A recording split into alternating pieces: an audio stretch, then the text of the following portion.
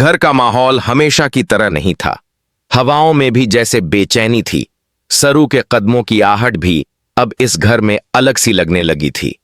उसकी आंखों में एक डर था, एक दर्द था, और सबसे बड़ी बात, एक अनकही सच्चाई जिससे सभी नजरें चुराना चाह रहे थे। लेकिन आज वह दिन नहीं था जब इस सच्चाई को दबाया जा सके। आज हर सच सामने आने वाला था। तारा सोफे पर बैठी थी, होंठ सख्त, आंखों में गुस्सा और दिल में एक कड़वाहट। सरू को देखते ही उसके चेहरे पर नापसंदगी साफ झलकती थी। उसके लिए सरू सिर्फ एक मुसीबत थी, एक ऐसा नाम जिसे सुनकर ही उसकी नसें तनाव से खिंच जाती थीं। उधर गौरी, जो हमेशा शांति की तलाश में रहती थी, आज अपने ही घर में शांति के लिए जंग लड़ने वाली थी। उसने सरू की कहानी, उसका संघर्ष, उसकी मजबूरी सब देखा था। वो जानती थी कि सरू को इस वक्त घर की, परिवार की और सबसे ज्यादा तारा की जरूरत है। तारा, मुझे तुमसे बात करनी है, गौरी शांत लेकिन दृढ़ आवाज में बोली। तारा ने बिना ऊपर देखे कहा, कुछ कहने की जरूरत नहीं गौरी, मैंने अपना फैसला पहले ही सुना दिया है। इस घर में सरू के लिए कोई जगह नहीं है। सरू ने सिर झुका लिया, आंसू आंखों में तैरने लगे, लेकिन उसने खुद को संभाले रखा। वह कमजोर नहीं दिखना चाहती थी, वह किसी बोझ की तरह महसूस नहीं करना चाहती थी। उसका हर कदम, हर सांस चीख रही थी, मैं सिर्फ एक मौका चाहती हूं। गौरी तारा के पास आई। उसके चेहरे पर हमेशा वाली मुस्कान आज गायब थी। उसने कहा, तारा, कभी हालात समझने की कोशिश भी किया करो। सरू ने क्या गलत किया है? किस बात की सजा उसे दी जा रही है? उसने सिर्फ यह चाहा है कि उसे एक परिवार मिले, एक अपनापन मिले। तारा खड़ी हो गई। उसके शब्द तलवार की तरह निकले। और तुम्हें लगता है कि मैं उसे अपनाऊं? क्यों? सिर्फ इसलिए कि वो मासूम बनने का नाटक कर रही है? मुझे उसका वो मासूम चेहरा अच्छी तरह पता है। सरू का दिल चीर गया। उसने खुद को समझाया, मुझे लड़ना होगा, खुद के लिए। तभी वेद अंदर आया। वह हमेशा से संतुलन बनाने की कोशिश करता था, लेकिन आज हालात कुछ और थे। वह सीधे सरू की तरफ गया और उसके कंधे पर हाथ रखा। सरू अकेली नहीं है, मैं उसके साथ हूं। तारा ने झट से वेद की तरफ देखा। अब तुम भी उसके सपोर्ट में बोलोगे? वेद ने गहरी सांस ली। हां, क्योंकि जहां गलत होगा मैं वहीं बोलूंगा, और इस बार गलत तुम कर रही हो तारा। हमारी सोच किसी की जिंदगी को बर्बाद न कर दे, इसका ध्यान रखना होगा। तारा के चेहरे पर हैरानी और गुस्सा एक साथ उभर आया। गौरी मुस्कुराई नहीं, लेकिन उसके दिल को सुकून मिला कि कम से कम कोई तो सच्चाई के साथ खड़ा है। सरू वेद और गौरी को देखकर भावुक हो गई। उसने पहली बार उम्मीद की एक किरण को महसूस किया, लेकिन तारा इतनी आसानी से हार मानने वाली नहीं थी। एक बात साफ सुन लो, तारा ने उंगली दिखाते हुए कहा, सरू इस घर में तब तक नहीं रह सकती जब तक मैं उसे स्वीकार न कर लूं, और मैं कभी नहीं करूंगी। गौरी ने हाथ पकड़ते हुए कहा, तारा, जिद छोड़ दो, सरू के मन को देखो, उसके हालात को समझो। तारा ने हाथ झटका। गौरी, तुम चाहे जितनी भी कोशिश कर लो, मेरा फैसला नहीं बदलेगा। तुम सरू के साथ खड़ी होना चाहती हो, रहो, लेकिन याद रखना, मैं इसके खिलाफ हूं। वातावरण भारी हो चुका था। सरू का दिल टूट चुका था, लेकिन फिर भी उसने हिम्मत नहीं छोड़ी। उसने कहा, अगर मेरे होने से आपको तकलीफ है तो मैं चली जाती हूं। वेद ने तुरंत उसका हाथ थाम लिया। कहीं नहीं जाओगी तुम। हम सब ने मिलकर इस घर को बनाया है, तुम भी अब इस परिवार का हिस्सा हो।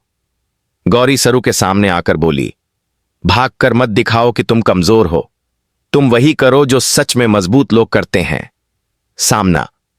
तारा चुप थी, लेकिन उसकी आंखों में अब एक नया डर उतर आया था, खोने का डर।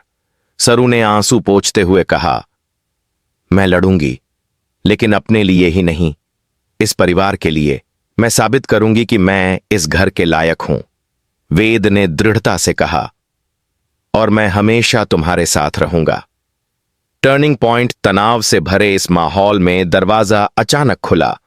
सबकी नजरें उधर उठीं और वहां खड़ी थी एक ऐसी शख्सियत जिसके आने से सभी के कदम रुक गए। तारा की सांस अटक गई। गौरी की आंखों में एक नई हैरानी चमक उठी। सरू का दिल तेजी से धड़कने लगा। तुम यहां कैसे? तारा के शब्द अटक गए। उस शख्स ने घर के अंदर कदम रखते हुए कहा, क्योंकि इस कहानी का असली सच अब सामने आएगा। और बस इसी एक लाइन के साथ पूरे घर में खामोशी जम गई। दरवाजे पर खड़ा वह व्यक्ति धीरे धीरे आगे बढ़ा। सबकी निगाहें उसी पर टिकी हुई थीं। कदम कदम पर जैसे कमरा सिमटता जा रहा था। तारा के चेहरे का रंग उड़ चुका था। उसने ऐसी हैरानी कभी महसूस नहीं की थी। सरू की हथेलियां कांप रही थीं। गौरी की आंखों में चिंता बढ़ती जा रही थी और वेद अब भी अडिग खड़ा था, मगर अंदर से बेचैन। वह शख्स जैसे ही रोशनी में आया, सरू की आवाज उसके होंठों पर ही रुक गई। पापा? हां, वह सरू का पिता ही था, जिसे अब तक सभी ने समझा था कि वह कभी वापस नहीं आएगा, जिसे तारा की नजर में एक गुनहगार माना जाता था। तारा की आंखों में गुस्सा फिर से भर गया। तुम्हारी यहां आने की हिम्मत कैसे हुई? उसने तीखी आवाज में कहा। सरू के पिता विवान ने गहरी सांस ली और कहा, क्योंकि सच्चाई को कभी देर लगती है, पर वह आती जरूर है। और आज मैं वही सच्चाई लेकर आया हूं जो सरू की जिंदगी पूरी तरह बदल देगी। सरू की आंखों में भावनाओं का सैलाब। पापा, आपने मुझे इन हालात में अकेला क्यों छोड़ दिया? मैं अकेली लड़ी, अकेले सहा ये सब। विवान की आंखों में भी दर्द था।